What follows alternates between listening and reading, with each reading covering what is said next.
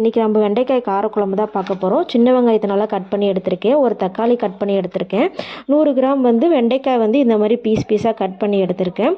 அப்புறம் ஒரு 2 ஸ்பூன் மல்லித்தூள், 2 ஸ்பூன் மிளகாத்தூள் எடுத்திருக்கேன். அப்புறம் ஒரு எலுமிச்சம்பழம் சைஸ் அளவுக்கு புளியை நல்லா ஒரு சுடு தண்ணியில் ஊற வச்சுருக்கேன். ஒரு 5 நிமிஷம் ஊற வச்சாலே போதும். ஸோ இதுக்கப்புறம் பார்த்திங்கன்னா நம்ம வெட்டி வச்சுருக்க வெண்டைக்காயை நல்லா வதக்கிக்கலாம். ஃபஸ்ட்டு அடுப்பு பற்ற வச்சுட்டு எண்ணெய் சட்டியில் ஊற்றிட்டு ஒரு 2 ஸ்பூன் ஊற்றுங்க போதும். இதுக்கப்புறம் நம்ம வெட்டி வச்சுருக்க வெண்டைக்காயை அதில் சேர்த்து நல்லா வதக்கி விடுங்க. ஒரு 2லேருந்து 3 நிமிஷம் வதக்குனிங்கனாலே போதும். இது ரொம்ப நேரம் நீங்கள் அடுப்பில் வச்சுருந்திங்கன்னா அது கருப்பாகிடும். அப்புறம் குழம்புல நீங்கள் அதை போட்டு சாப்பிடும்போது உங்களுக்கு டேஸ்ட்டே மாறிடும். இப்போ புளியை நம்ம நல்லா கரைச்சி எடுத்துக்கலாம். இந்த கரைச்சி எடுத்த புளி தண்ணியில் இப்போ மல்லித்தூள், இப்போ மஞ்சத்தூள் 1/4 ஸ்பூன் ஆட் பண்ணிக்கோங்க. இதுக்கப்புறம் பார்த்திங்கன்னா நம்ம எடுத்து வச்சுருக்கிற 2 ஸ்பூன் மல்லித்தூள், 2 ஸ்பூன் மிளகாத்தூளையும் அதில் ஆட் பண்ணிக்கோங்க. ஸோ இந்த மாதிரி இது எல்லாத்தையுமே நீங்கள் ஒன்றாவே ஆட் பண்ணிக்கலாம். தனித்தனியாக போன அவசியம் இல்லை, நீங்கள் ஒன்றாவே ஆட் பண்ணிக்கலாம். தேவையான அளவுக்கு உப்பு அதில் சேர்த்துக்கோங்க. ஸோ இப்போதைக்கு நீங்கள் உப்பு சேர்த்துக்கோங்க. குழம்பு நீங்கள் கொதித்து வந்ததுக்கப்புறம் அதுக்கப்புறம் நீங்கள் குழம்பு டேஸ்ட் பண்ணி பார்த்துட்டு நீங்கள் உப்பு ஆட் பண்ணிக்கலாம். இப்போ அது நல்லா குழம்பு பதத்துக்கு நல்லா கரைச்சி விட்டுக்கோங்க. ஸோ இது கரைச்சிக்கும் போது நம்ம குழம்பு அளவுக்கு இந்த மாதிரி உங்களுக்கு பதத்துக்கு வந்துடும். இதுக்கப்புறம் பார்த்திங்கன்னா இப்போ நம்ம வெண்டைக்காய் ஆல்ரெடி வச்சுருந்தோம் இல்லையா வதக்கி, அது இப்படி தான் உங்களுக்கு இந்த பதத்தில் தான் நீங்கள் எடுத்து வச்சுக்கணும். இப்போ பார்த்திங்கன்னா குழம்பு சட்டியை வந்துச்சுட்டு எண்ணெய் நீங்கள் கொஞ்சம் நிறையாவே ஊற்றிக்கோங்க. ஏன்னா கார குழம்புன்றதுனால எண்ணெய் நிறைய ஊற்றினீங்கன்னா உங்களுக்கு நல்லா டேஸ்ட்டாக இருக்கும்.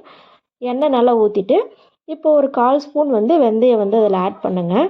வெந்தயம் நல்லா ஒரு பொன்னிறமாக உங்களுக்கு வர அளவுக்கு வெந்தயம் இருக்கட்டும்.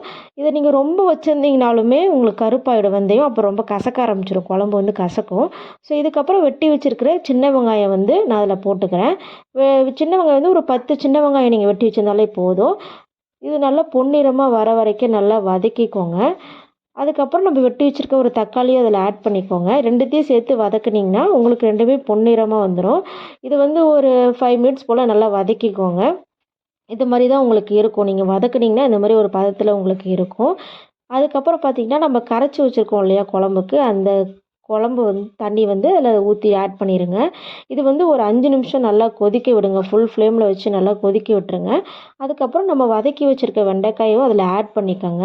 ஏன்னா இதுக்கப்புறம் குழம்பு நல்லா கொதிக்கணும். அதனால் ஒரு 5 நிமிஷம் கொதிச்சாலே போதும் வெண்டைக்காய் ஆட் பண்ணுறதுக்கு. நல்லா கொதிச்சதுக்கப்புறம் வெண்டைக்காய் ஆட் பண்ணி ஒரு 15 மினிட்ஸ் போல் அடுப்புலேயே நல்லா ஒரு மீடியம் ஃப்ளேமில் நல்லா குழம்பு கொதிக்க வைங்க. இது கொதிக்க வச்சு பார்த்துட்டிங்கன்னா உங்களுக்கு இப்படி தான் இருக்கும். நல்லா குழம்பு நல்லா சுண்டி வந்திருக்கும், வெண்டைக்காயும் நல்லா வெந்திருக்கும். இது நம்ம ஊற்றி சாப்பிடும்போது இன்னுமே டேஸ்ட்டாக இருக்கும். இதுக்கப்புறம் நீங்கள் மறுபடியும் கொதிக்க வச்சிங்கன்னா குழம்பு ரொம்ப சுண்டிடும். ஏன்னா அதுக்கப்புறம் இதை சாப்பிட முடியாது. அதுக்கப்புறம் நீங்கள் அதுக்கான சைடிஷ் பார்த்திங்கன்னா பெஸ்ட்டு சைடிஷ்னு சொல்லப்போனால் நான் அப்பளம் தான் சொல்லுவேன். காரக்குழம்பாக இருந்தாலும் சரி, வத்த குழம்பாக இருந்தாலும் சரி, அப்பளன்றது ஒரு பெஸ்ட்டான ஒரு சைடிஷ்ஷு. இன்றைக்கி நான் அப்பளம் வச்சு தான் சாப்பிட போகிறேன். காரக்குழம்புக்கு அப்பளம் செம்ம டேஸ்ட்டாக இருக்கும். நீங்கள் ட்ரை பண்ணி பாருங்கள். கண்டிப்பாக இந்த டிஷ் உங்களுக்கு பிடிக்கும்னு நினைக்கிறேன்.